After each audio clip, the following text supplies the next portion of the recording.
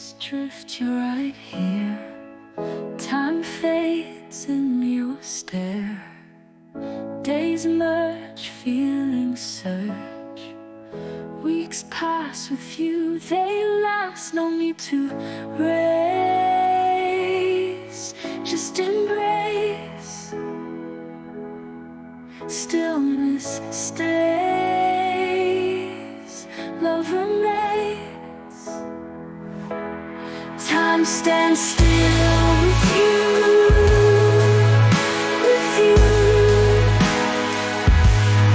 Time stands still with you. All is lost when I see your face. Hola, ¿qué tal amigos? Bienvenidos a un video más acá en NTV Narcisismo TV y estamos en una coproducción de Paul con Paul Moctezuma de Moctezuma Clips. ¿Cómo estás, Paul? ¿Cómo te encuentras hoy? Bienvenido al programa. Hola, hola. Excelente, muy bien. ¿Cómo estás tú? ¿Cómo están todos en la audiencia? Muy bien, y aquí listo para este tema. Buenísimo, y en el tema de hoy vamos a analizar el libro La Gloria por el Infierno y vamos a hacer una estructura de episodios para una serie de videos sobre salud mental y trastornos de personalidad relacionándolo al caso Trevi Andrade. Vamos a hacer todo esto en la más reciente edición del mismo libro en el cual involucran muchos más conceptos y al principio del libro pues deja claro a Lynn que ella se ha visto involucrada en más procesos, justamente en los cuales hay, digamos, más conocimiento sobre lo que es el gaslighting, la triangulación, la manipulación encubierta y todo este tipo de triquiñuelas, Paul. ¿Qué te parece esta misión del episodio de hoy? No, me parece muy interesante porque a lo largo de los años ya nos hemos ido haciendo de herramientas y al mismo tiempo que pues estas sobrevivientes, mujeres poderosas digo, han resignificado este caso tan terrible.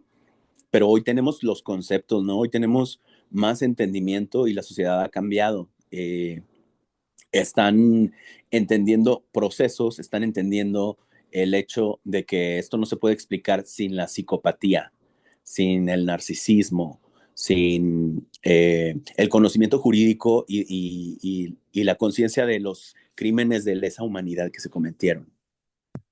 Bueno, y en la portada sí vemos una diferencia y creo que esto se debió justamente porque creo que si no mal no me enteré bien, o sea, no sé realmente qué fue esto precisamente, pero hubo una queja sobre la imagen de la portada y esto fue lo que atrasó un poco lo que era el lanzamiento de esta edición 25 años después y regresa el bestseller que marcó e impactó a toda una generación a través del relato valiente de Aline, con un recuento extra de los sucesos que se desataron desde su publicación, Paul.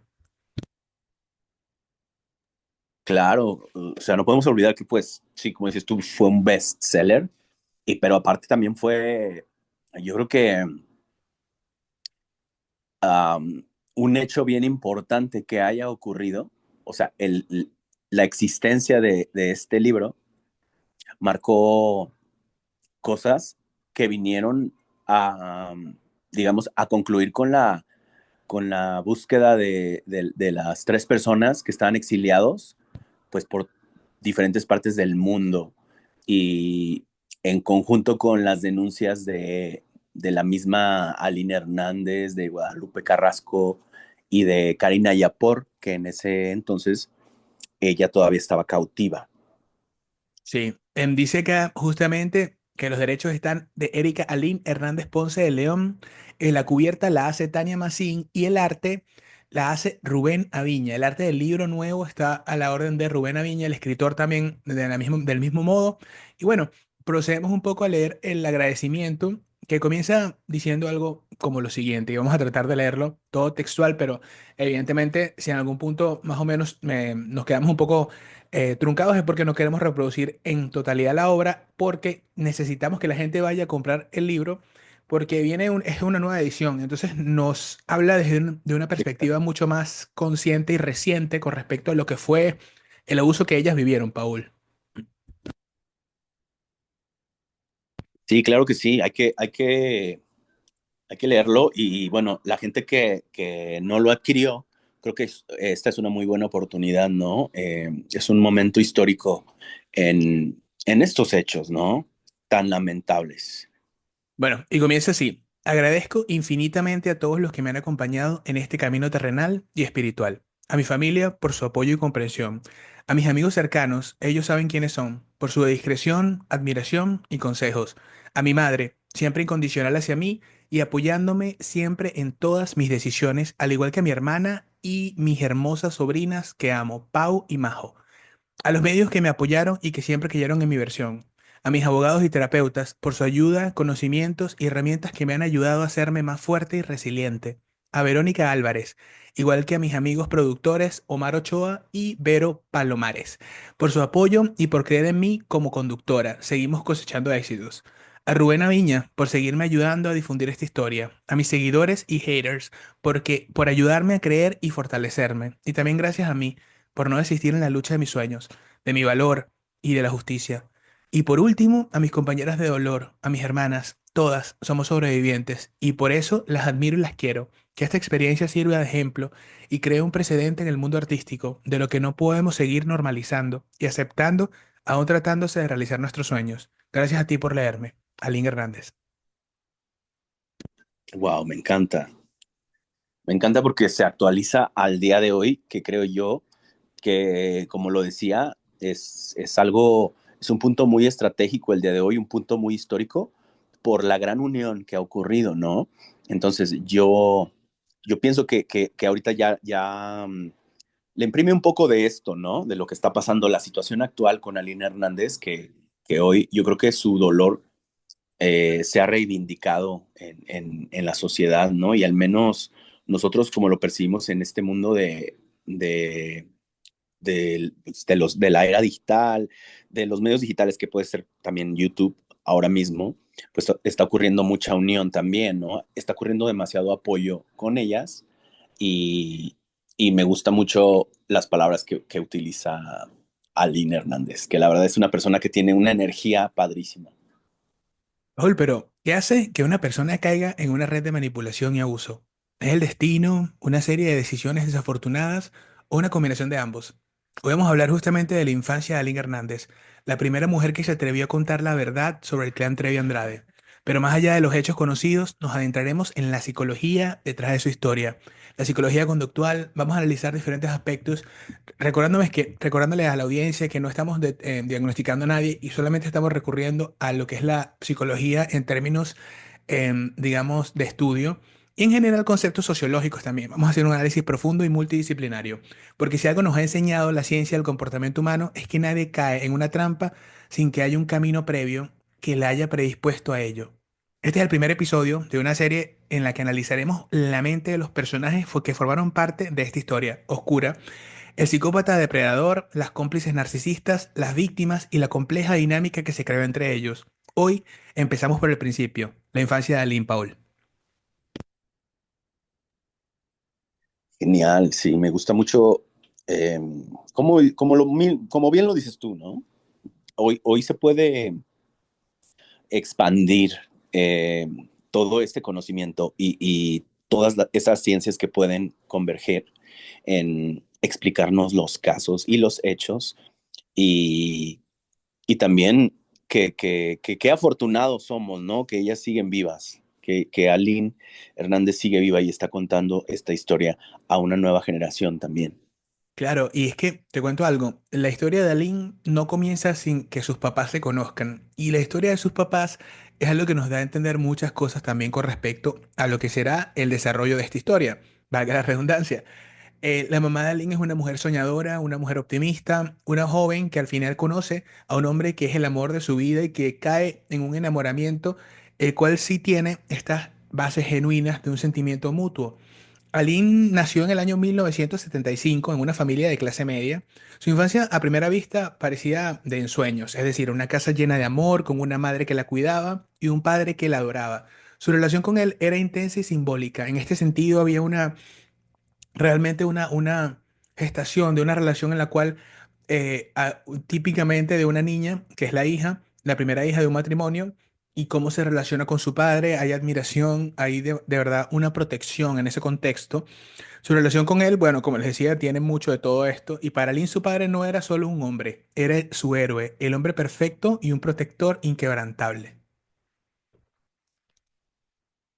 Fíjate que yo recuerdo mucho que en todas las ocasiones en las que he tenido la oportunidad de escuchar la historia contada desde Aline, de su infancia y su familia, ella siempre menciona este amor eh, pues tan genuino que siempre tuvo, ¿no? Esta relación tan bonita que tenía con su padre y que fue una de las cosas, yo creo que siempre tuvo firmes y hasta el día de hoy las tiene y que son de, de las cosas que hicieron que este, digamos, pequeño golpe de suerte sucediera para que ella pudiera despertar, para que ella pudiera escapar de una manera Interesante.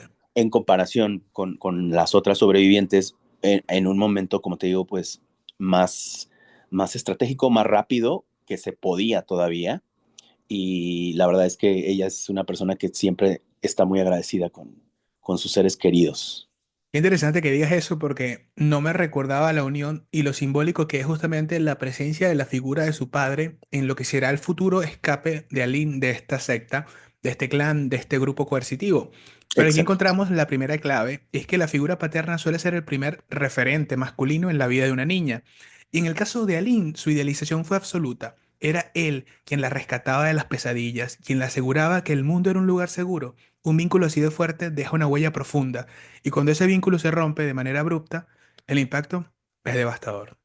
Cuando su padre muere en un accidente automovilístico, Aline queda en un estado de vulnerabilidad extrema. Su necesidad de seguridad y protección no desaparece, solo se desplaza. Y aquí es donde los manipuladores como Sergio Andrade encuentran a sus víctimas perfectas. Porque los depredadores emocionales no buscan a cualquier persona, buscan a quienes tienen heridas invisibles, aquellas que las hacen más susceptibles al control. A este punto, la historia de Aline nos enseña una lección crucial sobre lo que es la psicología de la mente humana y de las víctimas de abuso. Las personas no caen en relaciones tóxicas porque sean débiles o ingenuas, caen porque alguien supo leer sus vacíos y explotarlos a su favor, Paul.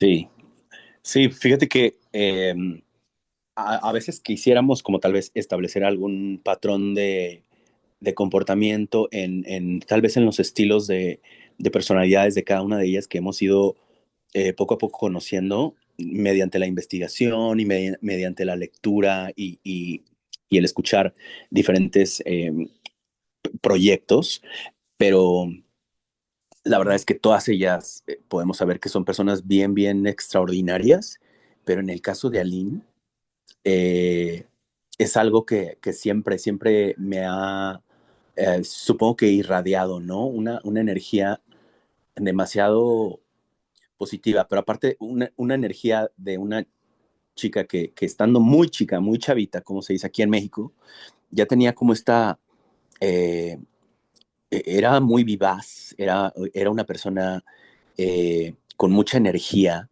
eh, que todo el tiempo la irradiaba, ¿no? O sea, yo veo eso y sí, la verdad es que totalmente digamos, la, la familia, ¿no? Estos vínculos familiares que ella tenía, yo creo que es lo que hace que ella hasta la fecha tenga esta personalidad. Y una persona que siempre como que intenta ver las cosas positivamente. Ella siempre. eh, y yo creo que esto es a veces algo que nos juega en contra a las personas que tenemos empatía, que a veces intentamos pensar desde la lógica empática y proyectamos eso, pero muchas veces no es la manera correcta de hacerlo porque nos damos cuenta que las personas a las que queremos, en las que queremos creer, estamos aplicando una lógica que no aplica para ellos porque son personas tóxicas y con trastornos. Sí, le recuerdo a las personas que en este episodio estamos analizando la infancia de Aline Hernández, sus primeras experiencias de apego y cómo su percepción de la figura paterna pudo influir en su vulnerabilidad ante la manipulación de Sergio Andrade. Exploramos los primeros indicios de trauma infantil y cómo estos patrones se repiten en víctimas de abuso psicológico. Leímos también la parte del agradecimiento de Aline Hernández en la nueva, digamos, edición del libro bestseller La Gloria por el Infierno. 25 años después, regresa el bestseller que impactó a toda una generación a través del relato valiente de Aline, con un recuento extra de los sucesos que se desarrollaron desde su publicación. Así que, si usted no lo ha obtenido o si usted leyó la versión anterior, es momento de que hoy hagamos memoria justamente de este libro que viene en su nueva edición. Ojo, un libro que ha enfrentado realmente la batalla de tener que reeditarse no solo en contra de las imposiciones sociales, sino además también en contra de lo que ha sido justamente algunas especies de, digamos, trabas que se han encontrado en el camino con respecto a la portada del mismo. Sin embargo, Aline junto a Rubén Aviña rehacen este esfuerzo de manera colectiva y juntos nos traen otra vez esta historia, una historia que es bastante profunda y en la cual nosotros nos embarcamos el día de hoy y el episodio de hoy. No quiero dejar de recordarles a ustedes que dejen su like, que comenten, que se suscriban, por favor, porque esa es la única manera de que nosotros podamos saber que a ustedes les gusta el contenido. Comenten realmente cualquier cosa que quieran comentar, de modo que la actividad en el algoritmo vea la interacción, el engagement, como dicen por ahí, que ustedes tienen con nosotros y a través de cualquier comentario. Si usted es una persona que usualmente no comenta, hoy háganos ese favorzote de comentar abajo y decir, me gustó este análisis, chicos, sigan adelante. Cualquier palabra, cualquier carita, lo que usted quiera, hasta una letrica, es suficiente para que el algoritmo nos vea en constante dinámica con todo esto, Paul. Y también les recuerdo que es una coproducción que va a estar en el canal de Paul Moctezuma, Moctezuma Clips, y en mi canal secundario, The Edgar Channel. Continuamos con esto, Paul. ¿Qué más te gustaría resaltar de estos primeros episodios? Sé que hay un episodio al principio del libro que habla de Rubén que se encuentra y es la primera vez que él conoce a Sergio Andrade. En este episodio, ellos están en un contexto de un orfanato y este hombre está haciendo un acto de caridad con respecto a unos huérfanos, lo cual obviamente al principio nos parece, ya sabiendo la historia, te parece muy escalofriante de Claro. cómo estaba este hombre en contacto con niños, en orfanatos. Imagínate, esta dinámica, ¿qué habrá de lo que nosotros no sabemos de este hombre? En general, ¿cuántas cosas no habrán pasado que uno ni siquiera tiene conciencia de ello? Sí, definitivamente, porque también, pues la sociedad fue muy indulgente con él en esos años. O sea, él estaba cobijado y, pues digamos que en teoría, de cierta manera, hoy sigue siendo protegido por poderes y en esos momentos, pues la gente no, digamos, realizaba en, pues la personalidad tóxica de este hombre. Ciertas personas mencionaban relatos o cosas y señales, pero realmente nadie actuaba, ¿no? Lo que creo que es algo muy que tienen muy en común a cierto sector de la sociedad de esos años, ¿no? Cierta gente como de la vieja escuela, de estas empresas como Televisa y, y pues la gente que lo conocía era gente relacionada con el medio, porque la verdad es que el público no es como que conociera a este ser,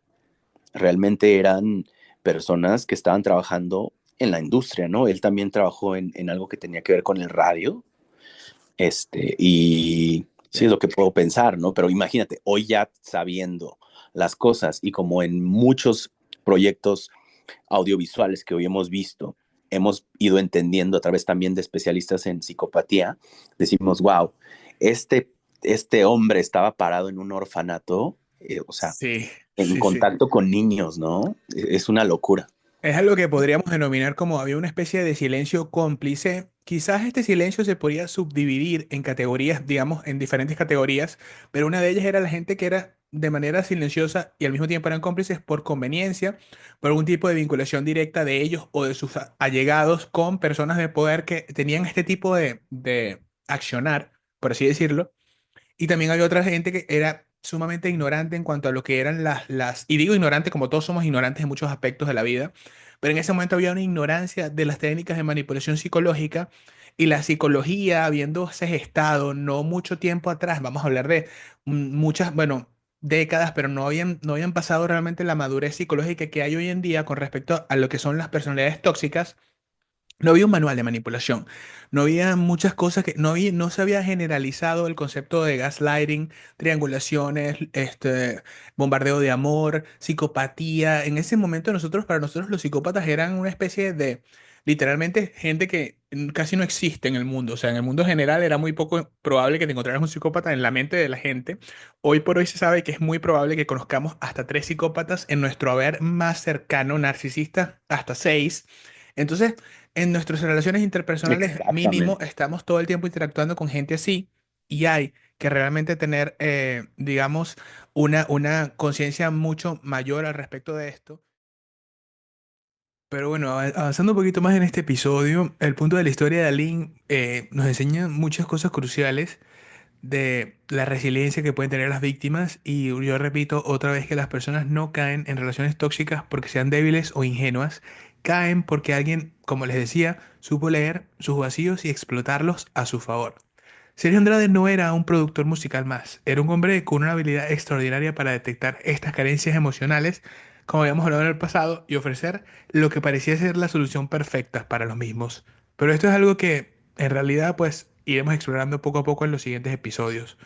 Em, ¿qué más quisieras agregar acerca de esto, de lo que es la psicología y cómo se va empezando a transformar en lo que es el libro La Gloria por el Infierno en su nueva edición? Sí, y bueno, también creo que también aclarar que pues detrás del productor y tenga o no tenga talento, también mucha gente creo que le, pues le puso este supuesto dote de ser un genio musical, alguien inteligente, pero realmente yo lo que quisiera resaltar es las cualidades que puede llegar a tener un psicópata y que es alguien demasiado osado eh, para hacer lo que quieren hacer, ¿no? Alguien demasiado descarado pero aparte creo que tampoco hubiera avanzado tanto si no hubiera tenido el cobijo de poderes que estaban por encima de él y también de eh, los hechos, pues, eh, que, que, lo, que lo vinculan a un caso, ya viendo las cosas jurídicamente. O sea, esto es algo que no tiene de verdad eh, sentencia suficiente, ¿no? Para cubrirlo. Y sí, o sea, realmente es lo que diría yo y que es alguien que también se sabe que tenía esta literatura como sectaria también, admiración por la secta de Waco, Texas, que también se ha hablado de ello y que él lo mencionó con ellas. Sí, es escalofriante el momento en que lo menciona, porque evidentemente, bueno, la mayoría de las personas que creo que nos están escuchando saben cómo terminó esta masacre. Al final, pues, o colectivamente una matanza, en realidad, que lamentablemente, pues, será recordada como las más sangrientas y sanguinarias ocasionadas por sectas acá en el estado de Texas. Y bueno, las historias de abuso y manipulación y en general violencia siempre generan una pregunta fundamental. ¿Por qué alguien permite que esto le suceda? Y desde fuera es fácil juzgar y señalar con el dedo y decir, yo nunca hubiera caído en algo así. Pero la mente humana no funciona de forma tan simple. Nadie entra voluntariamente en una relación de abuso. Nadie dice, sí, bueno, quiero que me destruyan emocionalmente. Lo que sucede es más sutil y más perverso. Todo empieza con una necesidad no resuelta, con una herida que nunca sanó del todo. Hoy, como les decía, estamos hablando justamente de la infancia de Aline Hernández, expuesta en el libro La Gloria por el Infierno, y estamos repasando este libro porque nos parece que tiene mucho socialmente que decirnos y nos ayuda a entender a mayor profundidad cómo pudo haber impactado el mismo la sociedad de aquel entonces. Todo empieza, como les decía, con esta necesidad no resuelta, Paul. La primera en atreverse a exponer lo que ocasionó el clan Trevi Andrade fue justamente Aline Hernández. Y nos quedamos un poco con los hechos. Vamos a sumergirnos pues justamente en lo que la psicología detrás de esta historia nos dice, porque para entender cómo una persona cae en una red de manipulación, primero hay que entender qué había en su historia que la hizo vulnerable. Y esto es lo que pasó con Aline, de alguna manera, y estamos entrando en los primeros años de su vida en este episodio.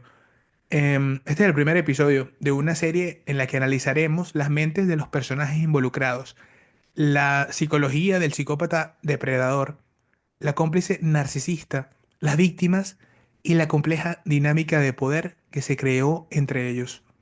Esto es el principio y empezamos con la infancia de Aline Hernández, adentrándonos a entender una dinámica que nos puede llevar a los rincones más oscuros de la mente humana.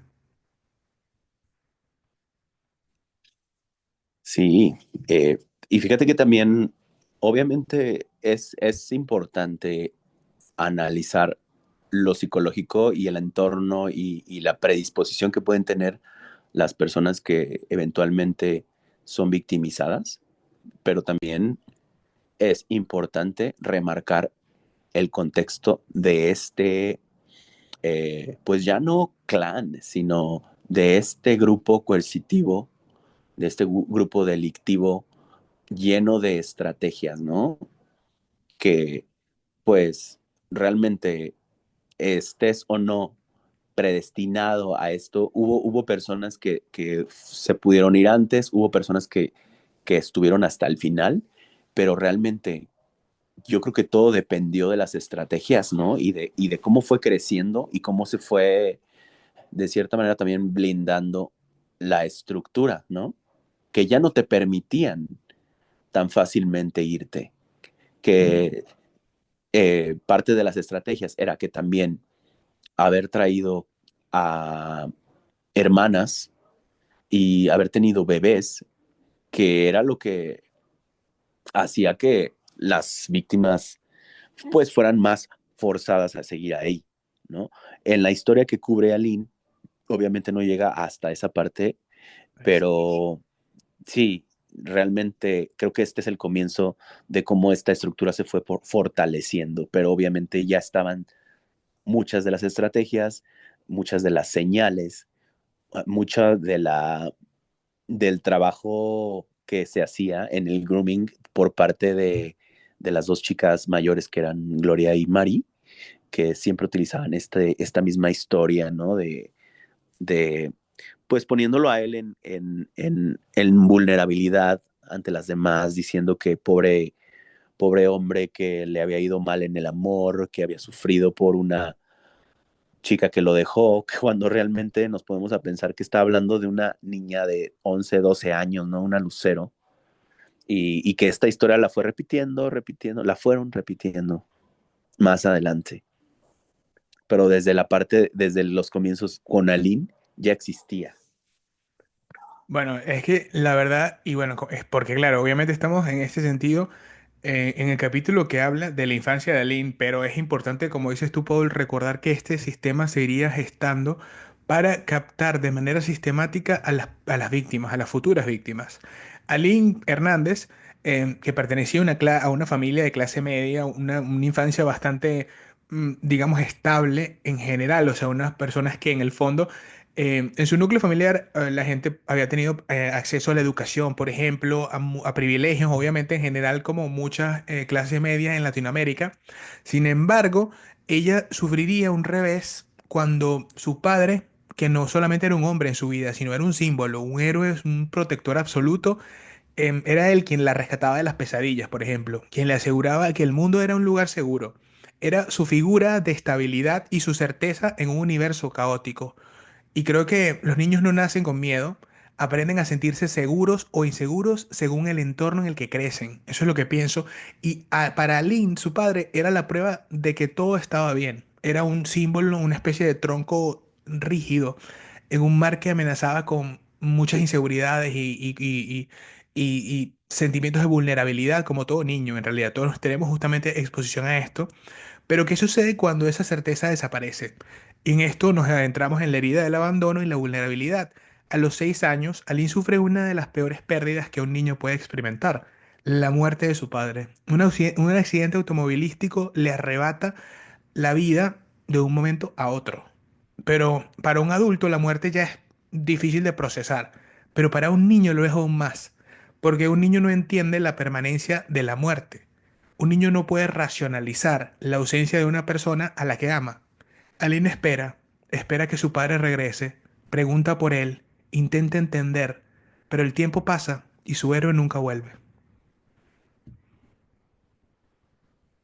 Sí, qué fuerte, ¿no? O sea, el haberse abierto, am, ella tan pequeñita para contar esta historia, ¿no? Yo creo que es de agradecerse que haya tenido la apertura y pues la madurez, porque fíjate, yo creo que fue ella una chica que muy pequeña tuvo que madurar por los hechos que vivió, ¿no? Tan fuertes. Eh, la vida le puso estos obstáculos y pues los supo sobrellevar el día de hoy. Es una persona admirable, una mujer fuerte y admirable y exitosa, pero sí, la Le ha verdad es que costado. no, O le ha sea, costado y nos ponemos a pensar claro. en esta parte, ¿no? De su niñez, porque se puede uno identificar con ello porque, pues, no todo el mundo tuvimos la misma niñez, pues, fácil y aún no habiéndola tenido fácil, o sea, si eres alguien empático, pues, puedes, sabes, cómo identificarte y decir, wow, aquí veo lo, lo triste, ¿no? Que vivió. Sí, yo creo que además el libro está interesante esto porque es una oda a la valentía además, no, porque ella se expone mucho de su vida. La pluma del escritor justamente, de Rubén Aviña, es impresionante también cómo nos lleva a la parte de la sutileza, de las emociones humanas, cómo ellos logran compenetrarse en ese baile, el baile de la apertura que tiene Aline para contar su historia de una manera vulnerable en una sociedad que quizá no esté lista para entender este tipo de vulnerabilidades y que quizás no estuvo a la altura de comprender el reto que se les presentaba ante una sociedad que tuviera que interpretar lo que iba a ser este caso. Sí, fíjate que yo me pongo a pensar, y no sé si tal vez llegamos a esa parte, pero también recordando el libro que también lo leí hace un tiempo y ahora, pues sigue siendo la historia, obviamente con más cosas en un inicio y en un final, con un prólogo tal vez diferente, pero recuerdo cómo ella realmente consideró amiga a Gloria, cómo ella llegaba le compartía comida, alguna torta o una cosa así, y veía cómo ella se la devoraba, ¿no? O sea, realmente fue alguien que dio su amistad, ¿no? Incluso ya después habiendo salido, ¿no? Le daba el beneficio de la duda de ser buena persona. Pero bueno, yo dejo que continúes con este relato de este Pero libro. ahí te preguntaré algo. ¿Tú consideras que Gloria creyó que ella estaba siendo amiga de ellas en algún punto? ¿Crees que Gloria No. las vio como amigas o ella siempre las vio como un fin para conseguir un medio para conseguir un fin? Bueno, la verdad es que no te quiero decir que no, pero las acciones ya en un futuro te dicen que no. O sea, las acciones que tomó ella, un odio completo hacia Aline, una incansable eh, ansia unas ansias incansables de siempre tergiversar todo, poner todo en contra de ella. Esta campaña de difamación que comenzó desde hace muchos, muchos años, que no sé si ella es el objeto que tiene en su mente, que para, bueno, ya hablando tal vez un poquito como de, en teoría, el trastorno de personalidad narcisista, un narcisista te objetiviza, ¿no? En su mente eres un objeto más y el objeto que nunca cambió para Gloria. En cuanto a Aline, fue, siguió siendo el mismo, porque, perdón, en la serie la siguió retratando de una manera horrible como ella siempre la vio. En inglés tienen como una frase que se dice, es como kill the character. Es como mata al personaje. Y esto es muy típico de las personalidades tóxicas. Y siento que esto es lo que ha pasado con Aline. Más allá de una constante y Sí, perenne campaña de desprestigio, que bueno, estoy totalmente de acuerdo contigo con la respuesta con respecto a si las consideró sus amigas o no. Sí, pienso exactamente igual en ese contexto. Nada más quería saber qué opinabas al respecto, porque me vino la pregunta a la mente y dije, wow, o sea, o sea, será posible, pero bueno, ya, sí, yo estoy totalmente de acuerdo contigo. Y a lo que voy con esto es que, y que me parece un punto súper importante, es entender esto de kill the character, porque obviamente una cosa es que tú tengas una campaña de desprestigio en tu haber.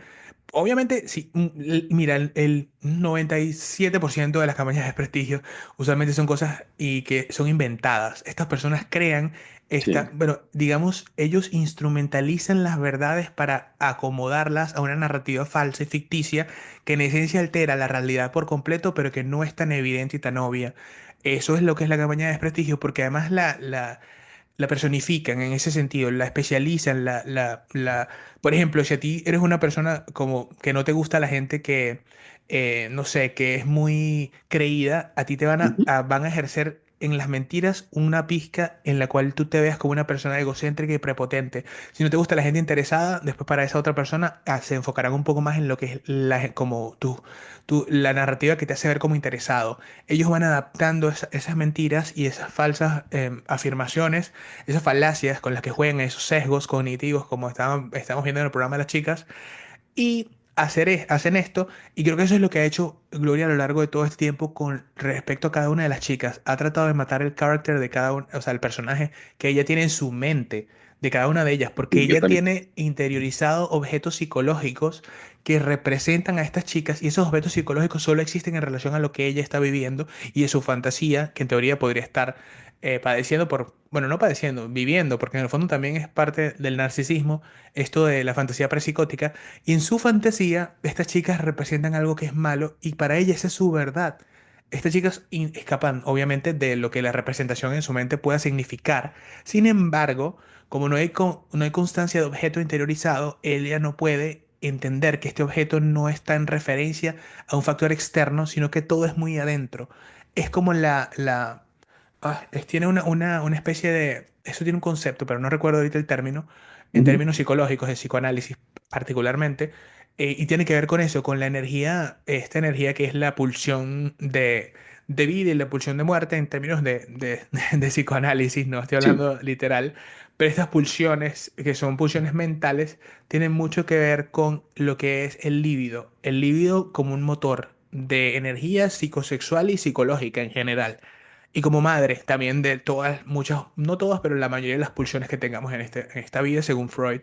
Bueno, en fin, el punto de todo esto es que sí, es lo que ella ha visto justamente, pero es lo que pienso de eso del carácter. Pero siguiendo con la historia de Lynn, que es lo que hoy nos atañe, es importante aclarar algo. La herida del abandono no solo surge cuando un padre o una madre se va físicamente, también puede aparecer en niños cuyos padres, por ejemplo, están presentes pero son fríos, son distantes o emocionalmente inestables o inaccesibles.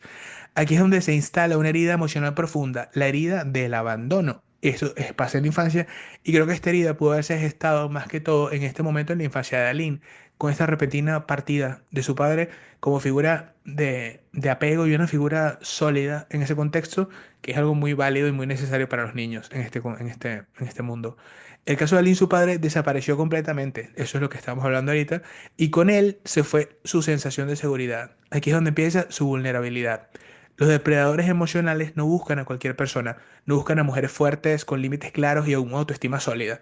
Buscan a quienes tienen una herida abierta. Sergio Andrade no se fijaba en las chicas al azar, sabía detectar los vacíos, sabía quién tenía hambre de validación, quién necesitaba protección, quién estaba acostumbrada a complacer a los demás para recibir amor. Y Aline, con su historia, con su necesidad de encontrar una nueva figura de protección, era el blanco perfecto. Y el papel del trauma no resuelto, que es cuando no sanamos un trauma, este busca repetirse.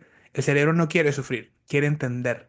Por eso hay muchas personas que han sabido y han sido, digamos, han sabido entender esto luego de que pase el tiempo, pero es porque también han sido abandonadas por un padre que terminan en relaciones con parejas, por ejemplo, que los hacen sentir igual, inestables, con miedo, con la necesidad de hacer lo que sea para no ser dejadas. Aquí es donde encontramos un patrón clásico en las relaciones abusivas. El abusador se presenta como la solución. En el caso de Aline, Sergio Andrade no llegó como un monstruo. Se presentó como alguien que la entendía, que podía hacerla brillar y que la cuidaría. La víctima idealiza al abusador. Aline había aprendido a idolatrar a las figuras masculinas. Su padre fue su primer amor idealizado. Cuando apareció Sergio, su mente lo puso en el mismo lugar, el hombre poderoso que la haría sentir segura. Y el abuso no empieza de inmediato, también esa es otra cosa, que las relaciones abusivas no comienzan con violencia, empiezan con promesas, con amor, con admiración. Sergio primero se mostraba como un mentor, solo cuando la víctima ya estaba atrapada, las máscaras empezaban a caerse. Sí, fíjate, el famoso bombardeo de amor que también muchas veces puede ser bombardeo de atención. Lo hemos hablado anteriormente también. Pero lo terrorífico de esto es que Es fuerte. estos depredadores emocionales, este bombardeo de atención y el preguntarte sobre ti y qué onda contigo, todo esto es información que están obteniendo de ti para en un futuro hacerte daño. Esa es la gran realidad, la dura realidad de estos seres, ¿no? Y es algo también que se puede analizar, porque en, obviamente las primeras acciones que él hacía era esto, ¿no? Intentar escuchar un poco de ella para ir formando, pues digamos, un archivo que le fuera a servir para sus burdas manipulaciones Ujú. y quienes ayudaban también cuando fingían, cuando estaban en la etapa de fingir amistad con las chicas, era para hacer esto, para obtener información que después podían usar Bueno, y para sus esto beneficios. es el análisis, les digo, mi gente, del episodio número uno, el capítulo, mejor dicho, número uno del libro La Gloria por el Infierno, escrito por Rubén Oviñas, donde narra la vida de Aline Hernández, una superviviente de lo que fue conocido como el Clan Trevi Andrade. Les voy a decir algo, la vulnerabilidad no es debilidad. Esa es la parte final del episodio que quisiéramos que se llevaran. Y es que es muy fácil ver esta historia Exactamente. desde afuera y preguntarse, ¿por qué Aline no se dio cuenta? ¿Por qué no se fue? Pero aquí está la lección más importante de este episodio. Las víctimas de abuso no son tontas ni débiles. Son personas que en algún punto de sus vidas aprendieron que el amor y el dolor van de la mano. Aline no se quedó con Sergio porque quería sufrir. Se quedó porque inconscientemente su mente buscaba cerrar una herida abierta desde su infancia. Los abusadores saben esto. No usan cadenas ni candados, usan las mismas heridas de la víctima como arma. Lo que empieza como un cuento de hadas puede convertirse en una pesadilla cuando la historia está en manos equivocadas. Les digo, en el próximo episodio hablaremos de cómo los traumas infantiles no resueltos pueden convertirse en puertas de entrada para los manipuladores emocionales. Exploraremos el concepto del trauma no procesado y cómo el miedo puede moldear toda una vida. Porque si el trauma no se enfrenta, termina repitiéndose. Si este análisis te ha parecido interesante, suscríbete al canal. Ah, bueno, esto es una coproducción, por supuesto, con Moctezuma Clips de Paul Moctezuma in the house y activa la campanita para tener notificaciones. Vamos a sumergirnos en el lado más oscuro de la mente humana. Eso se lo aseguramos. Y después de esta serie, verás la historia de abuso con otros ojos. Esa es la promesa de esta nueva línea y esta serie de episodios que comienza con este. Justamente, por eso les digo, nos vemos en